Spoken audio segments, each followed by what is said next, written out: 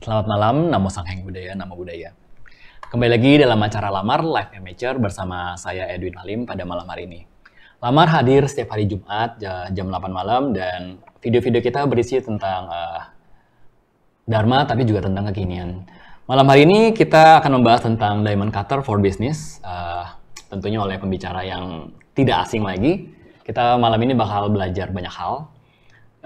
Pembicara kita malam hari ini adalah Romo Guido Suarse. Beliau adalah owner dan director Plan Search Associates. Selamat malam Romo. Selamat malam. Oke nih Romo, tema malam kita hari ini menarik, tapi saya pengen tahu nih, sebenarnya Diamond Cutter itu definisinya apa sih Romo?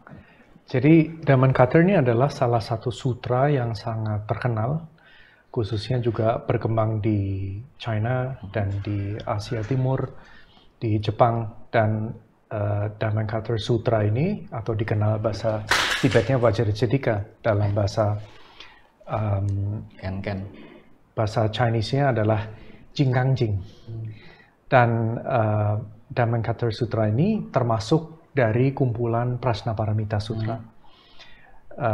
Diamond Cutter ini sesungguhnya mengandung segala macam nasihat untuk hidup yang optimal dan efektif, dan termasuk juga prinsip-prinsip yang diajarkan di Diamond Cutter Sutra ini itu bisa digunakan untuk bisnis kita dan untuk kehidupan, untuk memanage bisnis dan kehidupan. Hubungannya antara Diamond Cutter dan bisnis tuh jadi kayak gimana tuh Romo kalau boleh tahu? Jadi kebanyakan dari kita itu ingin menjalankan bisnis yang sukses. Kita tuh ingin bisnis yang flourishing, yang berkembang. Dan dalam Diamond Cutter, nasihat-nasihatnya itu, sutra tersebut mengajarkan kita gimana caranya sih kita bisa menjalankan bisnis sekaligus sebagai suatu sepak terjang spiritual. Karena memang spiritualitas dan bisnis ini sama sekali tidak ada kontradiksinya. Jadi kalau kita mengaplikasikan nilai-nilai spiritual dalam bisnis, itu malah pasti akan enhancing your management skills, leadership, kemampuan kita memanage, hubungan bisnis maupun hubungan pribadi, semuanya dengan sendirinya pasti akan meningkat. Karena dengan meningkatnya kapasitas kita secara pribadi, itu pasti juga akan mempengaruhi cara kita menjalankan bisnis, kreativitas dalam bisnis, dan alasan mengapa kita menjalankan bisnis. Nah, menarik nih, alasan menjalankan bisnis. Most people, mereka ingin menjalankan bisnis tentunya untuk mencari uang lah, untuk make money. Yeah. Terus perbedaannya apa sih? Maksudnya dari tadi kita membicarakan tentang peningkatan diri, motivationnya apa sih di Diamond Cutter ini dalam bisnis? Jadi salah satunya, kalau to put it very bluntly ya, secara gamblang, memang di Diamond Cutter Sutra dijelaskan bahwa hidup sebagai seorang sepak terjang bodhisattva itu adalah menjalankan kehidupan dengan welas asih, dengan kepedulian, dengan yang namanya bahasa Sanskertanya bodhicitta. Nah, ini sangat mungkin kita menjalankan bisnis itu bukan hanya sekedar untuk mencari untung dalam bentuk uang. Karena kalau kita bilang bisnis itu tujuannya cuan, nah cuan ini bentuknya kan banyak. Bukan hanya dapat uang, tapi lebih penting lagi dapat keuntungan, dapat ilmu, dapat wawasan yang lebih luas, dapat pembelajaran, meningkatkan kemampuan pribadi dan seterusnya. Jadi benefitnya dalam menjalankan suatu bisnis itu alangkah baiknya kita mengajak orang lain itu ikut sukses. Jadi kalau bagi saya sih ya, dan saya menjalankan bisnis itu 100% saya tahunya itu dari my teacher, dari mentor saya, Pak Salim ya, Om Salim kita sebut, Pak Salim Lee. Karena beliau juga seorang pelaku usaha yang sangat sukses di Australia, dan beliau yang untuk pertama kalinya dulu karena saya pernah memohon ke beliau dan Om Salim ini ke kantor saya. Awalnya sebenarnya hanya memberi presentasi ke pegawai saya, waktu itu mungkin 12 orang. Dan teman-teman mau pada ikut, akhirnya yang datang itu lebih dari 100 orang. Ya. Jadi itu waktu itu conference room kita, basement kita tuh penuh. yang datang sangat banyak. Dan di situ Pak Salim membeberkan cara-cara menjalankan bisnis yang memang sifatnya itu harmonis. Pertama harmonious ya, pilar pertama. Pilar kedua itu profitability. Jadi memang menguntungkan. Menguntungkannya bukan hanya dalam bentuk uang ya, seperti tadi. Tapi ada sumbangsih ke masyarakat dan ada manfaat yang didapatkan oleh para pegawai dan oleh diri sendiri. Karena kalau menjalankan usahanya untuk uang itu sebenarnya rugi. Kalau menurut saya rugi juga. Rugi. Ya. Dan yang ketiga itu yang namanya creativity. Pilar creativity. Karena zaman sekarang kita tuh sangat perlu dalam lingkungan bisnis yang sangat kompetitif, yang memang ekonomi Indonesia tumbuh berkembang, ekonomi dunia juga, global economy juga meningkat, dan kesempatan itu semakin banyak. Tapi juga sangat kompetitif. Jadi zaman sekarang ini kita memang perlu pengamatan yang sangat jeli, kita perlu pandangan yang tajam, perlu wawasan yang sangat tajam untuk bisa bukan hanya melihat kesempatan, tapi juga menciptakan opportunity. Nah, jadi bisnis ini sebenarnya sangat menarik. Kalau kita memang punya kompetensi dan kita memang punya keinginan untuk sumbangsih ke orang-orang, bisnis itu salah satu arena yang sangat pas sebenarnya untuk menjalankan sepak terjang seorang bodhisatwa. Sama sekali tidak ada kontradiksinya di situ. Ini yang menjadi menarik buat saya adalah tadi kan untungnya tidak dalam bentuk uang saja. Yeah. Saya jadi ada pertanyaan, gimana misalnya ketika kita sebagai pelaku bisnis, kita punya karyawan, sedangkan mungkin di saat itu perusahaan kita belum make money.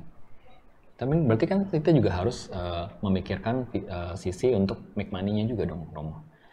Itu bagaimana maksudnya pertimbangannya? Nah, maka itu tadi salah satu dari 3 pilarnya adalah profitability. Yes. Nah, kalau memang sebenarnya bisnis ini sangat sederhana.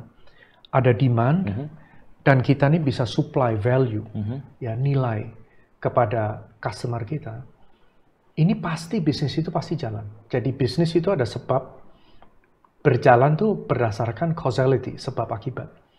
Nah, ada sebab akibat yang kentara, misalnya yang jelas-jelas kelihatan, tapi ada sebab akibat yang lebih dikatakan hidden phenomena, jadi seperti karma. Nah, kalau kita bisnis ini kalau sebab-sebabnya semua ada, kondisi-kondisinya semua itu ada secara tepat, pasti bisnis itu akan jalan, nggak mungkin nggak jalan. Nah, jadi kalau misalnya usaha sendiri itu pasti memang ada naik turunnya. Yeah. Tapi kalau kita memang punya kompetensinya dan kita memberi value yang benar bagus, pasti bisnis itu akan jalan sih. Kalau ini dari pengalaman saya, Romo ya, ada teman saya yang dia udah berusaha cukup keras, udah hard worker banget, generous juga orangnya. Jadi mungkin dia juga caring with others gitu. Tapi memang perusahaannya itu nggak jalan gitu. Yeah. Kalau kita di fase seperti itu mungkin dia sekali 2 kali sebulan lama, tapi kan bisa lama-lama bisa frustasi ya, kayak there's something wrong berarti kan. Nah itu gimana cara kita menyikapinya? Nah memang gini ya, menjalankan bisnis itu bukan sesuatu yang mudah. Ya itu pasti kita tuh butuh a lot of patience. Kita tuh prosesnya itu namanya matapu, mau, tahu dan mampu. Pertama kita mesti mau dulu jalanin usaha, termasuk punya keberaniannya, risknya dan seterusnya. Tapi hanya mau itu nggak cukup. Maka itu kalau kita mau bangun usaha hanya ikut motivator supaya kita mau semangat, it's not enough. Kita mesti tahu caranya gimana jalanin bisnis itu. Maka itu tadi waktu kita ngomong-ngomong, biasanya saya menyarankan ke teman-teman itu sebelum terjun ke bisnis sendiri, usaha sendiri, itu kerja dulu di perusahaan lain, mungkin perusahaan yang kecil. Saya lebih prefer perusahaan kecil yang boutique company, kecil tapi profesional. Jadi bisa banyak belajar. Mungkin di situ selama 1, 2, atau 3 tahun belajar. Nah lalu kalau memang udah siap baru buka usaha sendiri. Dan dibikin lebih bagus lagi usahanya itu. Karena udah ngerti seluk-beluknya. Paling cepat kita belajar suatu usaha adalah dengan belajar dari orang yang memang udah sukses. Jadi kalau misalnya mau buka usaha mie ayam, ya jangan ikut di tukang mie ayam yang nggak jalan usahanya. Jadi mesti tukang mie ayam memang udah jalan usahanya. Dia Iya. udah tahu logistiknya udah bagus, suppliernya apa, bumbunya apa. And then kalau chances are kalau bikin mie ayam seperti itu mungkin dibikin lebih enak lagi, ditambahin bumbu apanya, tambahin minyak wijennya biar lebih wangi, tambahin bawang, kemungkinan akan lebih laku. Jadi yang of course kita tahu the 4 P's of marketing, price, promotion, place dan seterusnya. Tapi selain itu untuk usaha sendiri ini, misalnya tadi temennya ya, you have to be different, mesti menonjol, mesti inovatif. Nah supaya ini ada sesuatu yang beda, caranya gimana supaya ada inovasi? You have to care about people. Nah kalau kita peduli dengan orang, yang terjadi nanti kreativitas itu akan muncul dengan sendirinya. Jadi the product yang kita berikan atau layanan atau servicesnya itu, kalau landasannya memang dari awal tujuannya kita ingin memberi value yang lebih baik dan dasarnya kepedulian, pasti itu akan mengalir dari hati. Jadi kalau saya juga pengalaman di perusahaan saya sendiri, perusahaan saya sih kecil sebenarnya, orangnya cuma belasan, tapi bukan menyombongkan ya, cuman klien kita tuh rata-rata luar negeri semua, perusahaan-perusahaan gede semua, Microsoft, terus Pfizer, Eli Lilly, Itochu Corporation yang Sogo Sosha di Jepang yang gede-gede itu klien kita semua, Marubeni Corporation, Impex Corporation dan seterusnya ya. Nah, di sini maka itu menjalankan usaha itu jangan hanya me too business, hanya ikut-ikutan. Cuman kita striving, kita memang berupaya untuk memberikan yang terbaik, memberikan value. Nah, supaya kita tuh kreatif, pegawai itu juga harus happy. Nah, ini udah terbukti ya secara scientific, ada Harvard study juga. Dan ini nggak usah pakai Harvard study, ini pakai logika. Kalau pegawai itu happy, pasti mereka kerjanya lebih efektif. Dan kalau kita happy, kerjanya juga penuh dengan passion. Kita lebih ada semangat, kita lebih senang bekerja. Dan dengan sendirinya kalau kita senang bekerja, bukan suatu beban, pasti juga produk akhirnya lebih menyenangkan. Dan kita lebih semangat, pegawai kita lebih semangat, apalagi disertai dengan suatu sikap leadership yang memang ingin memberi value kepada pegawai kita juga. Kalau buat saya, tujuan saya salah satunya adalah supaya saya bisa meningkatkan level pegawai-pegawai saya. Supaya mereka bisa, bukan hanya standard of living mereka, meningkat. Tapi selain itu supaya mereka belajar dan juga menciptakan suatu lingkungan di mana you bring out the best. Ini kata education sebenarnya dari kata educere. Educere itu artinya untuk menggali potensi yang tertinggi dari orang-orang. Jadi kalau saya di perusahaan saya juga, saya selalu ingin pegawai, challenge pegawai supaya mereka itu mengeluarkan yang terbaik, sisi mereka terbaik semua. Dan mereka semua bisa berkembang. Jadi mereka bukan hanya dapat uang, dapat ilmu, dapat wawasan, dapat pelajaran, ya, dan seterusnya. Berarti maksudnya pingin karyawan tuh happy. Ya. Terus tadi kan saya lihat Romo biar mereka bisa, maksudnya how to make them happy. Ada tips-tipsnya yang sudah Romo kerjakan apa aja? Mungkin bisa di-share. Yes, that's a good question sebenarnya. Pertanyaannya sekarang gini, kita bisa nggak membantu orang lain happy kalau kita sendiri tuh nggak happy? Susah sih. Bisa nggak kita itu menyemangati orang kalau kita sendiri nggak ada semangat? No. It's not possible. Yeah. Jadi memang kita mesti happy juga. Happiness itu apa sebenarnya definisi dari happy? Nah, sekarang gini, kalau happiness kita kaitkan dengan sukses. Sukses dulu baru happy, atau happy dulu baru sukses? Kita kebanyakan mikirnya, oh saya harus sukses dulu baru nanti saya bahagia. Nah, that's not true.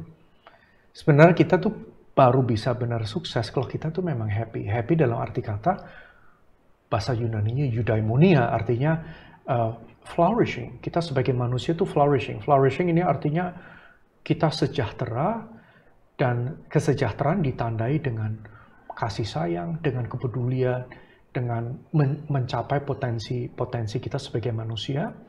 Dan dengan sendirinya, you want to give. Kita pasti dengan sendirinya ingin memberi nilai-nilai tersebut kepada orang-orang di sekeliling kita. Jadi siapapun yang bersama dengan kita tuh pasti akan dapat manfaatnya gitu. I'm not saying, saya nggak bilang saya udah seperti itu 100% ya, tapi enggak, tapi saya terinspirasi oleh mentor saya untuk melakukan itu. Dan di kantor saya itu pegawainya rata-rata udah di atas 20 tahun semua.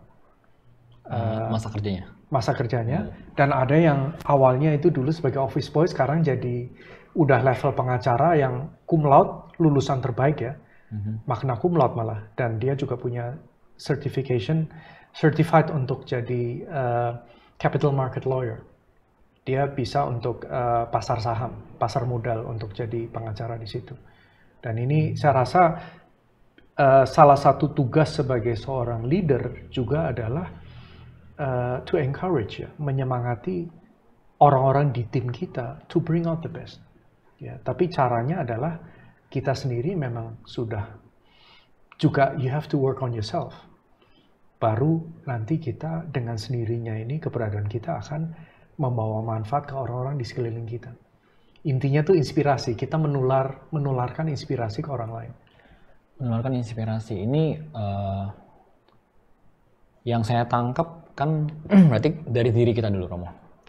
Begitu kita dari diri kita udah happy, udah bisa inspiring others, tapi maksud saya tadi lebih ke gimana cara, maksudnya gini, happiness itu kan subjektif gitu, Romo ya. Kadang-kadang kita udah berusaha, I try to make you happy, tapi ya karyawan kan berbagai macam tipe gitu. Apakah Romo ada kayak sesi di mana mereka bisa have fun, ada timingnya atau apa, maksudnya how to make them feel happy, maksudnya itu lebih ke teknikalnya. Yang activity-nya apa sih, Romo? Penasaran saya. Nah sekarang saya pertanyaannya gini, kita bisa nggak bikin orang lain bahagia? Can we really do that? Kita bisa nggak memotivasikan orang, bisa nggak? Memotivasi mungkin bisa. Yang kita bisa itu hanya menciptakan circumstances, lingkungan yang kondusif, yang mendukung untuk matangnya sikap-sikap yang positif. Tapi akhirnya bukan tergantung kita. Kita menyediakan, kadang saya masih ingat di film The Matrix, di mana di situ mentornya yang namanya Morpheus menunjukkan ke Neo, dia bilang, I can only show you the door, but you have to open it yourself. Jadi dia sebagai mentor hanya bisa menunjukkan arahnya, tapi ujung-ujungnya tergantung orangnya mau apa enggak. Jadi ini sama. Kita tuh nggak bisa benar-benar membuat orang lain happy gitu tuh nggak bisa. Kita menciptakan lingkungan yang kondusif nanti supaya orang lain ikut happy. Dan memang sangat benar bahwa happiness itu subjektif sekali. Kebanyakan dari kita mikir mungkin mengambil definisi dari Wittgenstein. Wittgenstein ini filsuf orang Jerman, dan dia mengatakan definisi kebahagiaan adalah dipenuhinya keinginan dalam hal durasinya, kualitasnya, dan kuantitasnya.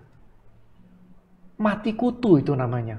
Mana mungkin keinginan kita penuhi secara maksimal dari segi waktunya, timingnya, durasinya, dari segi kualitas dan kuantitas. Ini udah hopeless aja. Karena sering dalam hidup itu keinginan kita tidak terpenuhi. Nah, definisi yang gitu doesn't work. Karena apa? Kalau kita memang tujuannya hanya memenuhi keinginan kita untuk happy, seluruh dunia juga begitu. Dan ternyata banyak orang depresi, stres, dan putus asa segala macam dengan strategi ini. Nah, maka itu definisi yang lebih inklusif, yang lebih komprehensif itu apa sebenarnya? Definisi dari kebahagiaan. Nah, kebahagiaan adalah dipenuhinya potensi tertinggi kita sebagai manusia. Nah, potensi tertinggi kita adalah sebenarnya love and compassion and wisdom. Sebagai manusia yang lebih utuh, yang lebih whole, yang lebih lengkap. Karena kita tahu bahwa dalam kondisi kita sekarang ini, kita ini belum maksimal loh. Kita ini a half-baked product. Kita ini kayak telur. Telur itu kan ada lanjutannya. Ya mungkin jadi ayam, bebek, atau mungkin jadi telur dadar, atau jadi telur asin. Cuman we all know bahwa kita tuh masih bisa meningkatkan potensi kita. We all know that. Nah, human development ini adalah tujuan hidup kita sekarang. Itu bukan hanya untuk cari uang, makan, nonton TV, dan mati.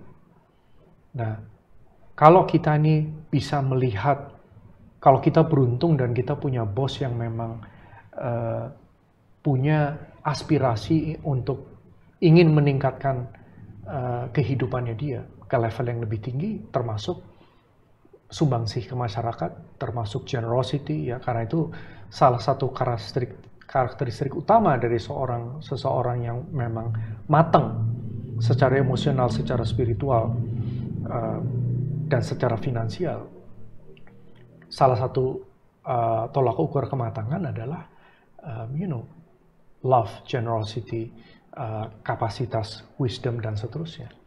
Nah, ini adalah sesuatu yang kita semua bisa bangun, dan ini adalah suatu perjalanan yang sangat seru sebenarnya, very exciting. How do we know gini? About that kan about caring, about loving. Tapi di dunia ini kan kadang-kadang how do we know cara kita caring, cara kita loving itu udah tepat. Kadang-kadang ada aja orang-orang yang I'm sorry yang kadang-kadang memanfaatkan ketika kita caring. Contohnya misalnya ketika one of my friend juga punya karyawan, ketika dia mau pinjam lalu dikasih, di poin dia nggak bisa membayar. Apa kita harus compassionate, ya udah memang dia belum mampu atau bagaimana tuh Romo? Maka itu ini yang namanya kematangan. Being nice sama being kind itu sangat beda. Ya, sangat risiko kalau jadi people pleaser. Hanya pingin nyenengin orang, selalu senyum, hey apa kabar gitu ya. Itu malah sering menunjukkan kelemahan karakter.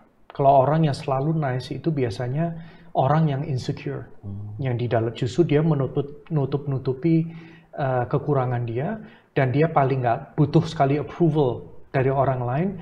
Dan dia nggak ingin menunjukkan kelemahan dia kepada orang lain. Maka itu dia butuh approval itu dari orang-orang lain. Nah, ini akan sangat sulit. Yang namanya compassion atau kepedulian itu bentuknya nggak selalu itu nice, senyum gitu, nggak seperti itu.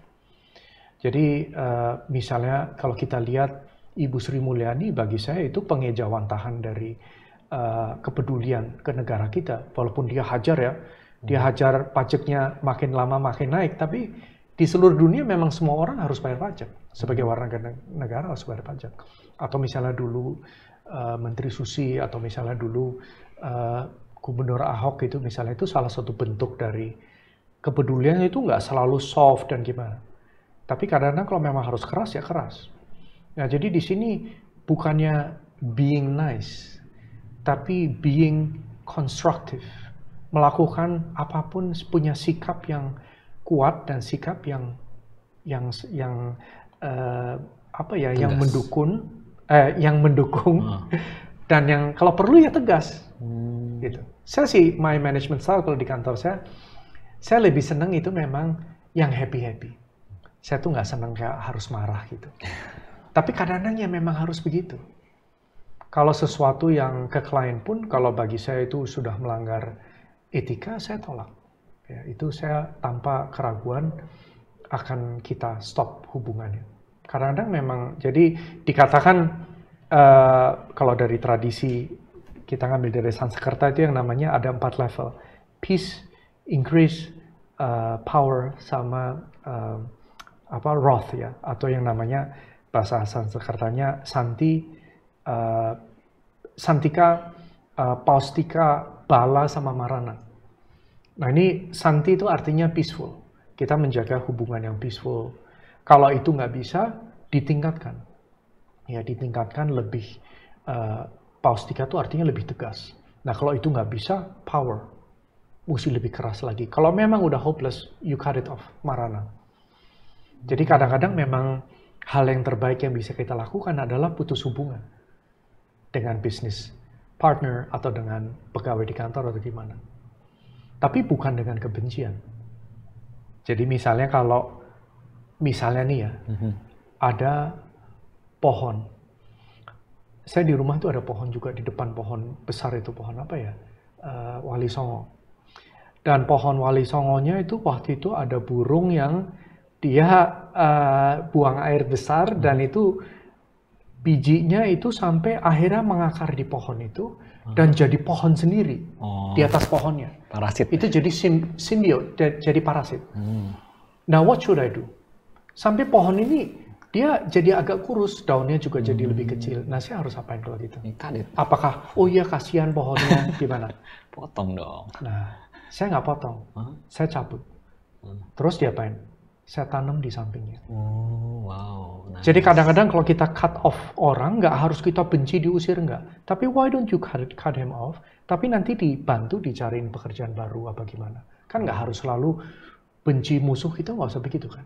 Nice. You know? Jadi bahkan dulu yang pegawai bekas di kantor kita, karena kantor kita dulu sering kayak university orang belajar. Dan monggo kalau kita belajar, terus nanti dia keluar, ada yang satu jadi direktur di perusahaan TBK besar. Dan office boy kita satu juga jadi manager di satu perusahaan IT. Dan that's great. Dia waktu itu belum lama nelpon.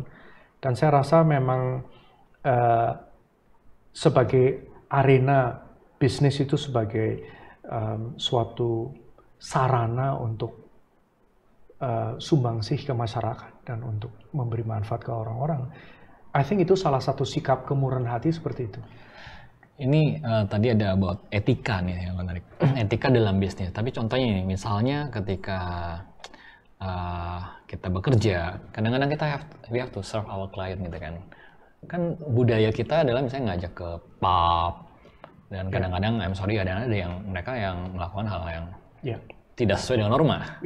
Nah, what should we do? At some point kan kita juga harus bekerja. Dan menurut saya terutama bisnis most bisnis di Indonesia pasti ada yang besar-besar ya. Pasti ada seperti itu. Kita harus bersikap seperti apa tuh, Romo? Nah, salah satu bisnis utama kantor saya nih kebetulan nih adalah compliance atau kepatuhan, atau dikenal juga dengan sistem ABC, anti-bribery and corruption, anti korupsi dan anti penyuapan. Ini kita juga melakukan audit untuk perusahaan-perusahaan vendor misalnya dari Medco Energy, dari Pertamina, dari Inpex, dari beberapa perusahaan migas. Itu pekerjaan saya. Dan memang di situ perusahaan yang memang udah bagus itu ada sistem anti penyuapan. Dan saya juga di kantor kita tuh sangat menghargai, sangat respecting, dan kita sangat menjalankan. Maka itu kebanyakan klien saya itu kalau nggak dari luar negeri itu multinational companies. Dan saya tidak dealing dengan perusahaan-perusahaan yang memang melakukan hal-hal yang tidak fair. Jadi kita secara filosofis gini sih, kalau menurut saya nggak soal kita menolak perusahaan yang minta kickback segala kita tolak, itu kita nggak bakalan rugi kok. Nanti pasti akan datang dari karma, itu akan matang lewat perusahaan lain lagi. Jadi menurut saya sih kita nggak usah ikutan yang gitu-gitu. Ya. Dan kalau kita punya kompetensi, punya competitive advantage, kita memang perusahaan itu beda, kita nggak usah ikut-ikutan gitu. Orang akan nyari kita kok. Saya jadi sistemnya kalau di kantor begitu sih. Kita bisa afford untuk menolak order, menolak perusahaan kalau mereka minta gitu-gitu. Oke. Berarti sebenarnya kita juga harus peduli tapi juga harus bijak gitu ya, Romo ya. Yes. Jadi ini saya mungkin pingin ngutip karena dari my mentor Bapak Salim Lee atau Om Salim itu punya usaha di Australia, usaha Pantiwerda. Namanya Regent's Garden Group.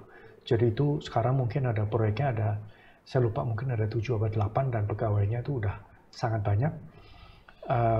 Dan saya menyontek dalam tanda kutip prinsip-prinsip menjalankan bisnis operasional beliau. Saya juga jalankan di kantor saya. Jadi salah satunya adalah menjalankan bisnis secara etis.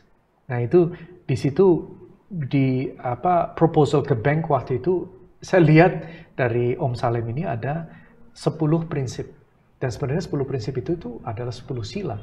Jadi menjalankan bisnis pertama respect others lives, ya, jadi menghargai kehidupan, menghargai respect life, ya, itu pertama. Jadi kalau kita menjalankan usaha jangan menyakiti orang lain, jangan mencederai makhluk lain. Jadi kalau bisnis itu sebagus apapun, kalau memang mencederai makhluk lain, don't do it. Kalau melibatkan pembunuhan, don't do it. Kalau jualan racun, jualan weapons, atau ikutan bisnis yang menipu atau apa, don't do it. Ya, ini sila bisa dikatakan yang kalau pertama. kita yang dicederai gimana? Maksudnya dalam contoh, saya kepikiran tiba-tiba misalnya kalau contoh nih kita punya toko Ya. terus ada tukang preman, should we defend it? Tapi kalau kita nggak bayar kan tadi diacak-acak gitu. Maka itu kalau gini ini ada jawabannya ini bisa panjang. Panjang, ya? Karena bisa pakai cara biasa, bisa pakai cara yang filosofis, ya. Kalau cara yang biasa ya udah ambil preman yang lebih keker lagi, kenalan sama geng sama geng Ambon dan seterusnya. Ya, is one way. Atau satu cara lain ya pindah ke tempat lain dan seterusnya. Tapi sebenarnya salah satu caranya itu adalah kita respect life. Kita jadi dalam kehidupan kita itu menghargai pegawai kita, menghargai kehidupan. Jangan sampai kita menyakiti makhluk lain. Nanti yang kayak gini-gini itu akan hilang dengan sendirinya. Ya, it will happen. Ya. Dan misalnya yang kedua,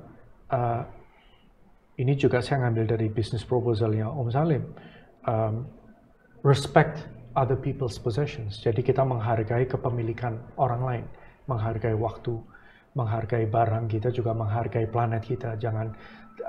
Kita harus environmentally responsible sebagai perusahaan, jangan merusak lingkungan dan seterusnya. Jadi kalau kayak usaha yang di Indonesia ini sekarang yang salah satu orang-orang terkaya di Indonesia tuh kalau nggak rokok, sawit, kalau nggak batu bara. Ya, ini semuanya ngerusak alam dan ngerusak lingkungan dan seterusnya. Jadi kalau kita memang dalam menggeluti bisnis, jangan yang mengambil hak orang lain, jangan mencuri dan seterusnya. Dan yang ketiga, treat others fairly. Dan yang keempat, selalu truthful, ya, selalu harus jujur, jangan bohong, jangan melebih-lebihkan, jangan mengurang-urangi, komunikasi yang sangat jujur dengan klien, dengan semua. Ini menjadi satu corporate culture. Dan juga menggunakan mulut ini, jangan di kantor itu bikin ribut, bikin konflik, tapi justru merukunkan, menyatukan, menjaga relationship yang sehat. Dan juga tidak gossiping, tidak buang-buang waktu, ya itu termasuk mencuri juga. Dan selalu mengembangkan niat yang baik. Jadi ikut celebrate kalau pada sukses, kita sama-sama sukses. Dan kalau ada yang susah, kita ikut bantu. Jadi bukan nyukurin, jangan ada unhealthy competition. Dan yang terakhir itu yang namanya wisdom, kita tahu bahwa segala sesuatu terjadi karena sebab dan akibat. Nah ini bisa dijadikan suatu culture. Nggak menjadi suatu corporate culture dan tidak harus ditunggangi suatu agama tertentu atau apa enggak. Ini dengan demikian nanti bisnis akan bisa berjalan ethically right, ya, secara etis bisnisnya berjalan dan juga pegawainya happy melakukan itu karena memang dasarnya ethical. Ini dari tadi kita membicarakan kepedulian, Romo. Ini tapi saya tiba-tiba kepikiran, saya punya satu coworker, rekan kerja. Dia benar-benar nggak peduli dengan orang lain. Nah, pertanyaan saya adalah, sebenarnya kepedulian ini muncul dari dalam diri atau sesuatu yang memang kita ajarkan atau sesuatu yang kita belajar sih? Karena teman saya itu benar-benar dia nggak peduli with others. Oke. Ya. Memang nggak semua orang itu siap. Belum semua orang itu mencapai tahapan di mana dia itu peduli for others. Tapi sebenarnya I believe, bukan I believe sih, tapi semua orang di lubuk hati yang paling dalam itu yang ada kepedulian. Nah caranya gimana? Kita nggak usah nuntut orang lain harus peduli. Yang penting kita yang mulai. Kita peduli dengan pegawai, yang pelaku usaha ya peduli dengan pegawai, dengan klien, yang pegawai, yang jadi salesperson.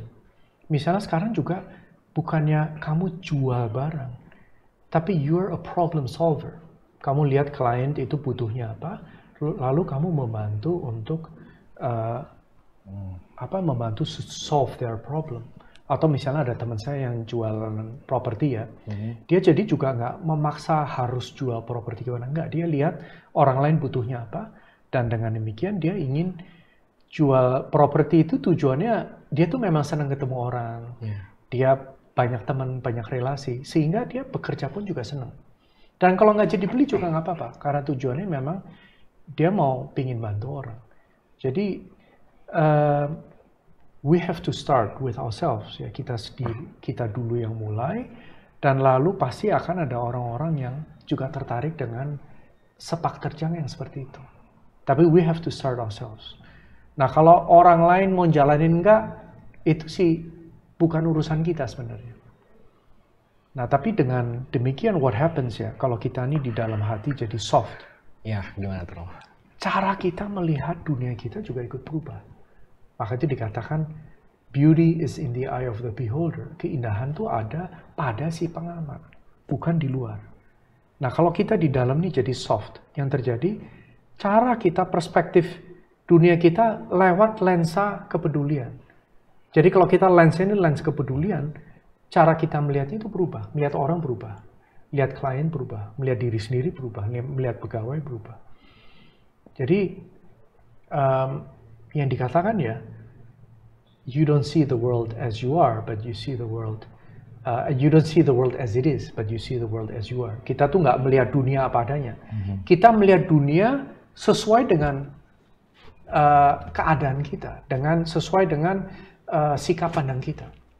Kalau hati kita tuh isinya banyak kebusukan, dengan sendirinya kita akan memproyeksikan kebusukan itu ke orang-orang dan ke dunia sekeliling kita. Yang dilihat Indonesia yang jelek, yang kotor, yang nggak ada aturan, dan seterusnya. Ya, saya kenal satu orang yang dia pindah ke Amerika 23 tahun lalu, dan dia dulu komplain tentang Indonesia. Saya nggak mau nih Indonesia begini gitu. Dan sekarang dia udah lama di Amerika, dia pengen balik ke Indonesia. Karena dia bilang dia sangat mendambakan orang Indonesia tuh sangat peduli. Di Amerika orang tuh pada nggak peduli. Dulu gua. Dan dia pengen balik ke sini. Maka itu ini kita switch. Cara kita merubah dunia kita adalah kita merubah diri kita sendiri. Nah, dengan sendirinya nanti dunia kita berubah, termasuk bisnis kita. Nah, alangkah ini bukan ucapan seorang motivator, karena saya ini bukan motivator ya. Saya juga pelaku usaha, I run my own company. Dan saya cuma ingin sharing dengan Anda juga bahwa sangat mungkin kita mentransformasi bisnis kita dengan cara kita mentransformasi diri. Sikap pandang kita transform. Dengan sendirinya cara kita menjalankan bisnis, kita akan lebih enjoy. Dan kita nggak merasa terbebani, dan kita akan selalu do our best. Karena you care about people. Dan ini profitability dengan konteks yang lebih luas ya, bukan hanya dari segi uangnya, tapi dari segi happy-nya kita dapat. Apa sih yang membuat kita, ada nggak sesuatu yang membuat kita lebih happy daripada kita tahu bahwa usaha kita ini telah bermanfaat, hidup kita telah bermanfaat buat banyak orang. You know, ini hidup yang paling fun adalah hidup di mana kita tahu kita bermanfaat. Nah, ngomong-ngomong soal manfaat, ini saya ada pertanyaan lagi nih, Romo. Kalau misalnya, contohnya as a professional gitu ya, as a teacher misalnya, di satu sisi as a teacher mungkin misalnya jiwanya adalah sebagai seorang teacher, tapi di sisi lain ya yang saya lihat ya di Indonesia ini as a teacher tuh kurang profitable. Nah, itu bagaimana, Romo? Padahal mungkin di sisi lain dia bisa menjadi kerja di lini bisnis lain tapi lebih menghasilkan. Ya. Tapi panggilan hatinya adalah as a teacher. Yes. Gimana ini, Romo? Maka itu kita gini ya, kita nih perlu appreciate what we have. Kita tuh mesti mulai dengan menghargai apa yang kita punya. Memang sayangnya zaman sekarang itu social media itu dikatakan the grass is greener on the other side. Ya. Rumput itu lebih hijau di tetangga kita. Ya. Jadi kita mulai membandingkan dengan orang lain dan kita merasa saya kok nggak fair hidup, saya ininya kurang dan seterusnya. Padahal sebenarnya pekerjaan sebagai guru itu luar biasa mulia dan itu adalah kesempatan to make a big difference dengan di dunia ini. Ya. Dan menjadi guru, alangkah baiknya jangan karena merasa terbebani, jangan karena kayak teman saya ada yang jadi guru karena katanya nggak ada kerjaan lain, nggak ada pilihan lain. Nah, that's not a very good motivation. Dengan demikian pasti mungkin nggak sepenuh hati, akan merasa terbebani. Nah, kalau misalnya sekarang kita pakai berdasarkan prinsip diamond cutter, karena segala sesuatu bersifat sunyi. Saya kalau boleh tunjukkan sebentar, ini apa nih? Pulpen. Ini pulpen. Nah, kalau di sini sekarang ada anjing ke sini, dia lihat apa? Tulang. Dia mungkin lihat mainan, lihat ini. Dia nggak mungkin lihat pulpen. Kalau dia lihat pulpen, dia akan nulis puisi buat pacar dia. You know, I love your tail, atau apa, bulumu sangat indah di apa saat apa fajar menyingsing misalnya gitu. Dan dia akan nulis. Nah, ini datangnya dari mana? Bahwa ini pulpen atau ini mainan, datangnya dari mana? Diajarin ya, pengalaman Dari, masa lalu. yes. Dan ini adalah apa konsepnya kita kan? Yang ada sebenarnya apa?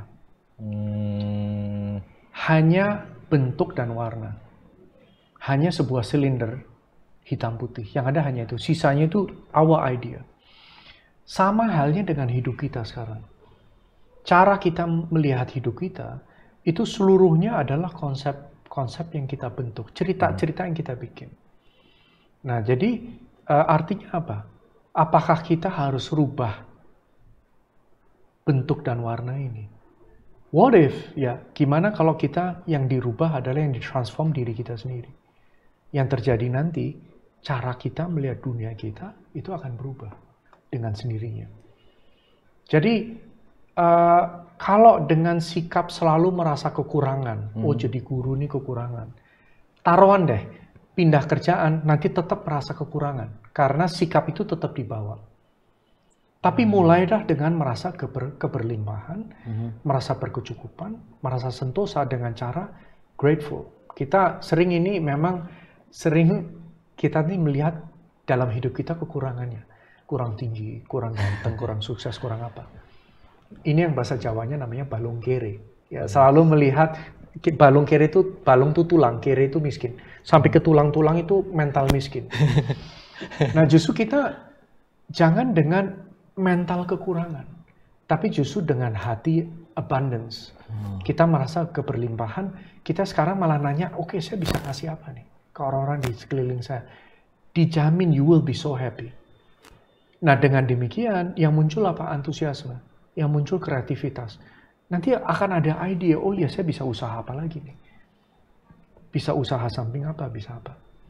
Tapi kalau kita start off dengan kepedulian, dengan merasa berkecukupan, dengan appreciate, dengan mengapresiasi apa yang kita miliki sekarang. Nah, dari situ nanti bisa sikap yang mendukung ini juga akan menimbulkan kreativitas, menimbulkan ideas. Tadi Romo sempat nge-state kalau tidak semua orang tuh siap untuk bisa caring others. Pertanyaannya, jadi apakah caring others, kayak tadi merasa be grateful, ini juga ada hubungannya sama karma? Maksudnya, kenapa ada orang yang bisa kayak peduli banget ya, ada yang kayak egois banget gitu.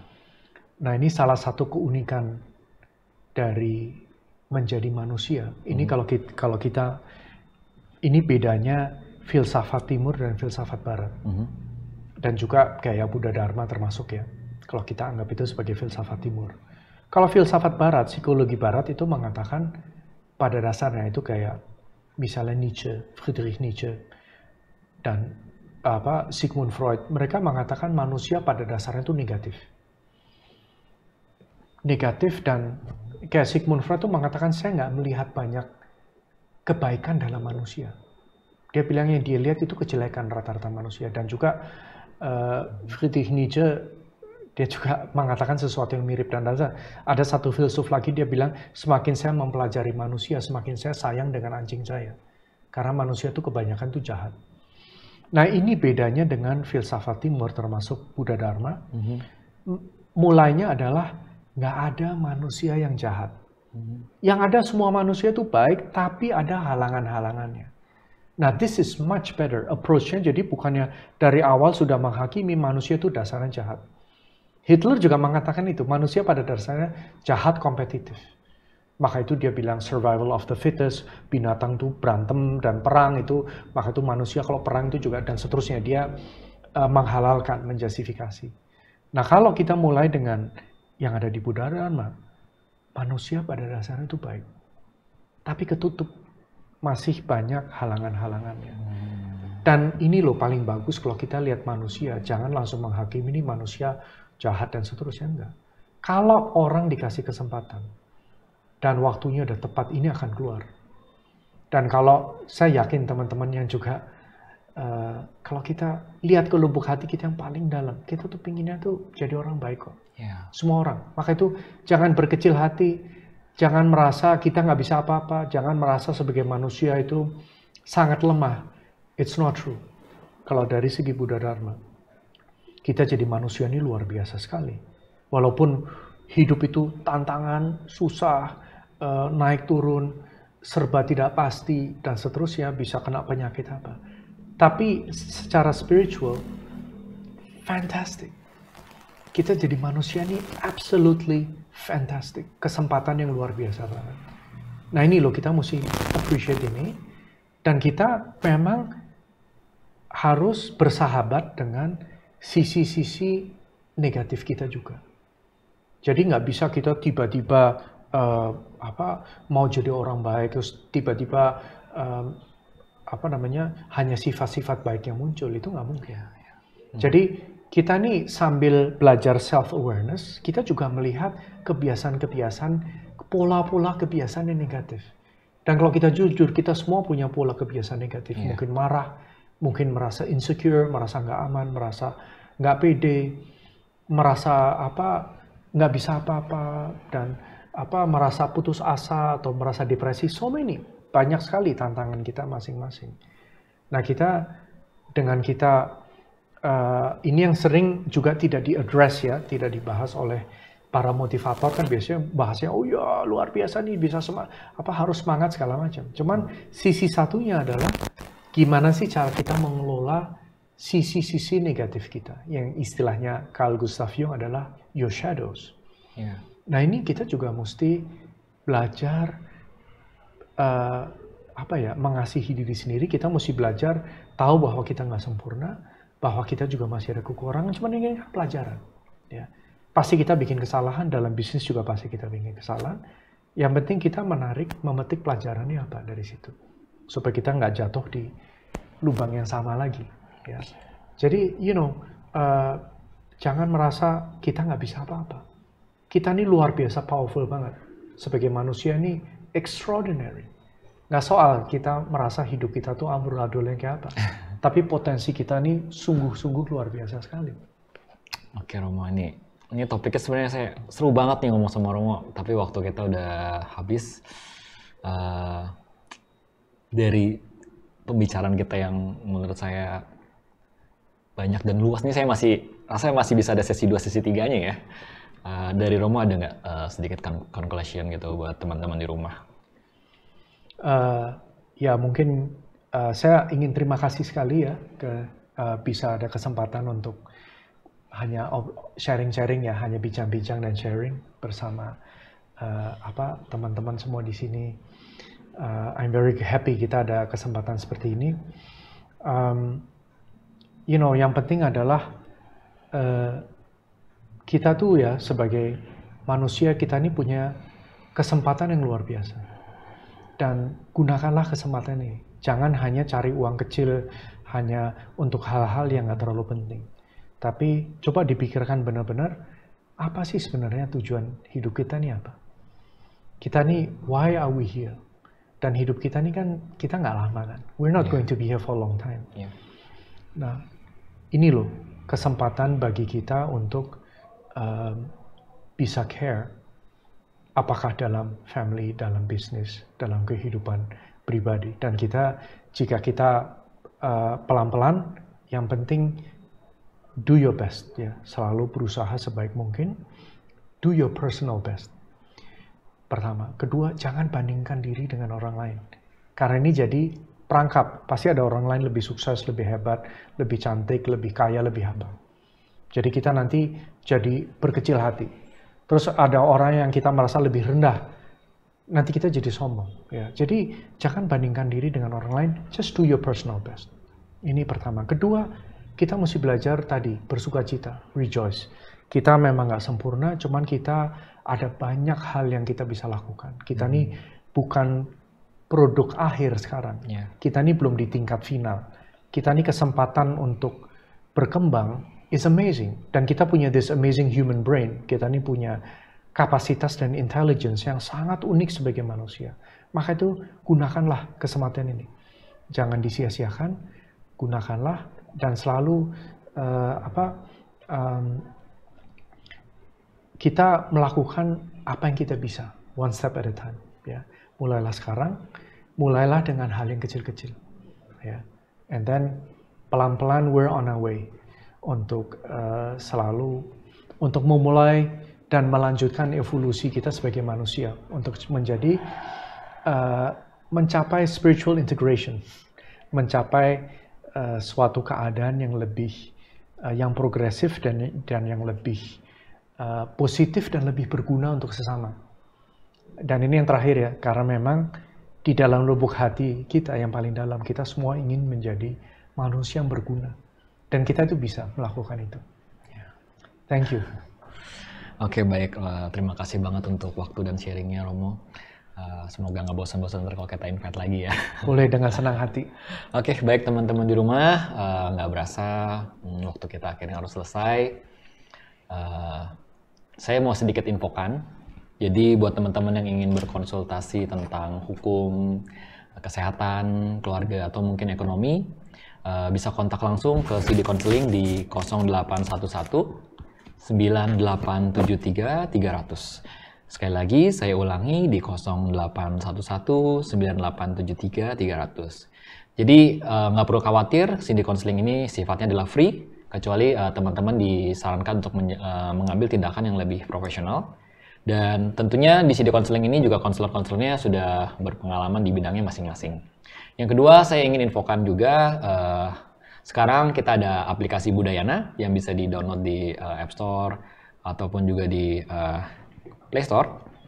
Di aplikasi Budaya ini terdapat informasi kegiatan-kegiatan yang dilakukan oleh KBI, Parita, jadwal kebaktian, dan juga teman-teman bisa mendapatkan kartu tanda umat Buddha.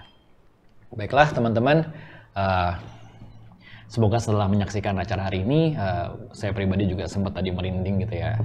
Terutama ketika kita dibilang kita adalah makhluk yang fantastik. Kita bisa terus berevolusi menjadi lebih baik. Dan saya yakin teman-teman di rumah juga dengan nonton acara ini pasti akan jadi lebih baik dan pasti punya keinginan terus bisa berkembang jadi lebih baik. Saya harap teman-teman gak bosan. Kita akan ketemu lagi 2 minggu lagi dari hari ini. Sampai jumpa di acara lama selanjutnya. Namo Sangaya Budaya, Namo Buddhaya. Terima kasih.